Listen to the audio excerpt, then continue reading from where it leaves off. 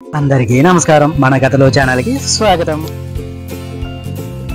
ఈ రోజు మనం చెప్పుకోబోయే కథ ముల్లంగి హల్వా. తెనాలి రామకృష్ణుణ్ణి అతని స్నేహితుడు తన భార్య చేసిన ముల్లంగి హల్వా రుచి చూడడానికి ఆహ్వానించాడు. తెనాలి ఆ హల్వాని లొట్టలేసుకుంటూ తిన్నాడు. అద్భుతం, నా జీవితంలో ఇలాంటి హల్వాని రుచి చూడలేదు. దీన్ని ఎలా చేసావు వదినా అన్నాడు స్నేహితుడు భార్యతో. ఆమె నవ్వుతూ, తెనాలి గారు హాయిగా మామిడి పండు తినండి, టెంకను పట్టించుకోకండి అంది.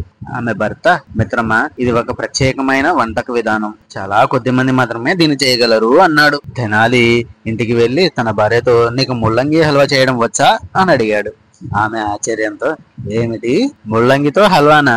దీని గురించి నువ్వెక్కడ విన్నావు? నేను ఎప్పుడు దాని రుచి చూసి ఎరగను అంది తెనాలి భార్యామణి. నా స్నేహితుడి భార్య పసందైన ముల్లంగి హల్వా చేసింది, దాని రుచి అమోఘం అన్నాడు. అందుకు ఆమె, నువ్వు తప్పుగా విని ఉండవు, వేరే దినుసులతో దాన్ని చేసి ఉంటారు అంది. చేదుగా ఉండే ముల్లంగితో హల్వా చేశారంటే ఆమె నమ్మలేకపోయింది. తెనాలి, లేదు, అది ముల్లంగితో చేసిందే అన్నాడు. ఆమె, సరే, వాళ్ళ ఇంటికి వెళ్ళి ఏ పద్ధతిలో చేశారో కనుక్కొని రండి, వచ్చేటప్పుడు సంతలో నుంచి ముల్లంగులు తేవడం మర్చిపోకండి అంది. తెనాలి హల్వా ఎలా చేశారో కనుక్కోవడానికి తన స్నేహితుడింటికి వెళ్ళాడు. తిరిగి చేతులు ఒప్పుకుంటూ వచ్చేశాడు. అతని భార్య ఆశ్చర్యంతో, ముల్లంగి లేవండి అంది. తెనాలి, అసలు నేను హల్వా చేసే పద్ధతి అంతా కాగితం మీద రాసుకొని సంతలో కొన్ని ముల్లంగి దుంపలు కొన్నాను, ఇంటికి వస్తుంటే ఒక మేక లాక్కొని తినేసింది అన్నాడు. మరి ఆ కాగితం అంది. దాన్ని కూడా తినేయమని మేకకే ఇచ్చేశాను అన్నాడు. అతని బాధ్యతారాహిత్యానికి, మూర్ఖత్వానికి ఆమెకి చాలా కోపం వచ్చేసింది.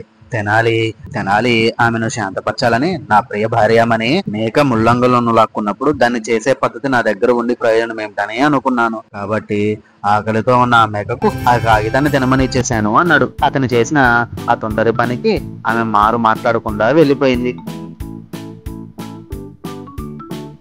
ఇది ఈ రోజు కథ. ఇలాంటి మరిన్ని కథలతో మళ్ళీ మేము ముందుకు వస్తాను. మా యొక్క ఈ కథల ఛానల్ మీకు నచ్చినట్లయితే లైక్ చేయండి, షేర్ చేయండి, సబ్స్క్రైబ్ చేయండి. అదేవిధంగా మీలా మరో నలుగురితో మన ఛానల్ని సబ్స్క్రైబ్ చేయించండి. ధన్యవాదాలు. ఉంటాను మరి.